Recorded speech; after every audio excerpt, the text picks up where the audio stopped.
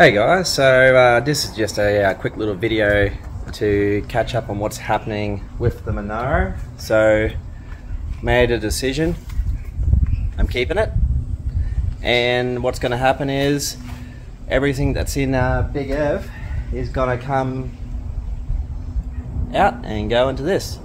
So obviously the VT I've had for over 10 years, but it was more like a learning curve in the process. So there's a bit of paint's got scratches in it. I've put holes in in parts of the car to make stuff work, but it could have been done better and proper. So that was a learning curve. So we're going to take all the good parts out of the VT, and we're now going to put it into the Monaro and make all that the Super Mang-naro. No.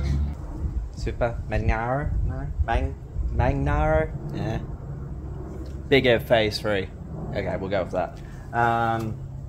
Because my first time having my car was a VT wagon, and then obviously I got the sedan, which I made a little bit better, made 350 horsepower, and then made 600.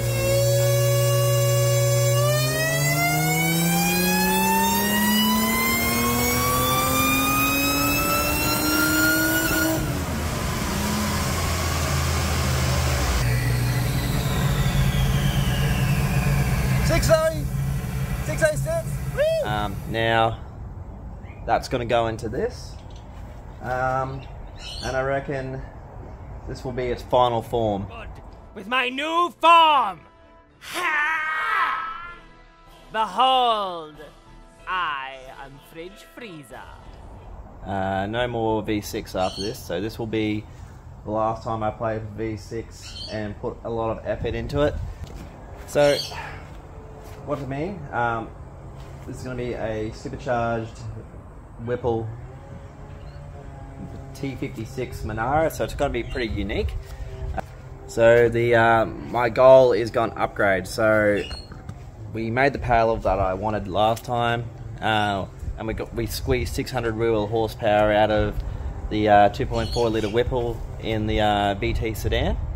But I have a new goal now, and it's not 600 horsepower, 100 horsepower cylinder. I want 600 kilowatts, 100 kilowatts a cylinder, which is equivalent to 800 horsepower overall. So that's my new goal with this thing.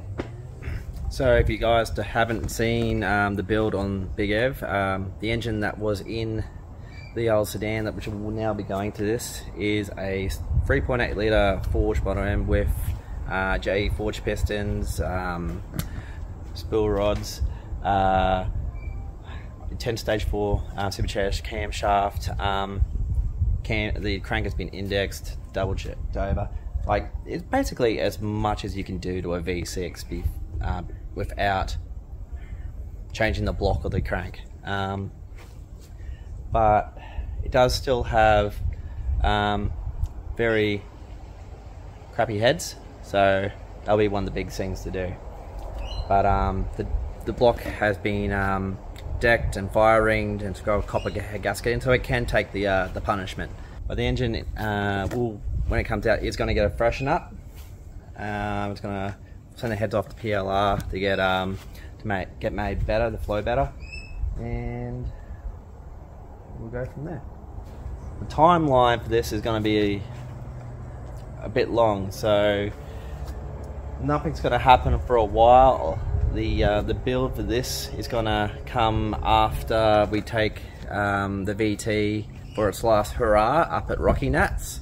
So that's going to be in the Easter holidays, and that's where I'm going to basically get the last bit of fun out of the VT before we start swapping everything around, and I'll be selling the VT off to a new owner. After 10 years of having it, they'll be gone. But what's happening with the what parts do I need to get? So I've been slowly acquiring little bits and pieces. So currently I'm slowly acquiring a new computer. This will obviously get us to our mark. So that's just some sensors, and it's a Heltec 2500T, and obviously a premium harness to go with it, a dual wideband controller to sniff the fuel and get my O2 readings. I still need to buy a bunch more clips, sensors to go with it, and a dash. So that's slowly being acquired bit by bit. I have over here bushes. So obviously this is 250,000 Ks old, this car. It's still got the original bushes and all that in it. So I've got a bush kit to throw in it. I've got a new aerial to throw in it. I got the new diff that was supposed to go in the VT. I haven't done that yet. That's going to go in the Monaro. So all that's got to go in. I have new sway bars for the Monaro. So that will be another video in there. So obviously when I upgrade the handling and all that, I don't have springs and shocks yet because I'm still yet to figure out what I want. So there you go, guys. I threw it out on the Facebook page a while ago to see what you guys would like, and I already made a decision before I even threw that up, and you all agreed. You wanted me to send the V6 to the moon, and that's what we're going to do. But we're going to send it in that instead. So stick around.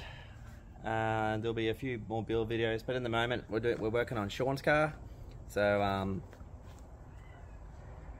you'll see more videos of that up shortly.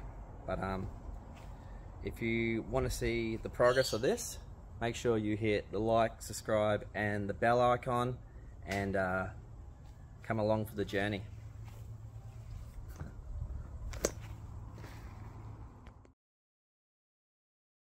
Recently we went out to a car event called Bad Ideas Summerfest. It wasn't too bad.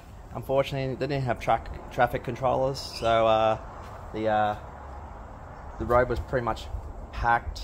Took us an hour and a half to get in. Sean brought his Calais down. He threw that up on the dyno.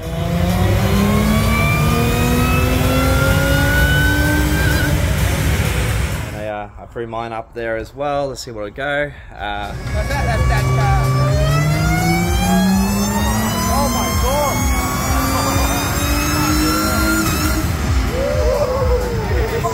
Everyone complained on TikTok that it was down on power. I threw the 67mm pulley on and it went alright. But if it was down on power and everyone claiming into what it was, 100 horsepower or something like that, then a 67mm pulley ran just as good as a 64mm pulley, which I don't think so. So yeah, but make sure you hit that like, subscribe button. Sorry if this was more of an infomercial video, but I'm going to get back on to doing more of the montages and build stuff very shortly.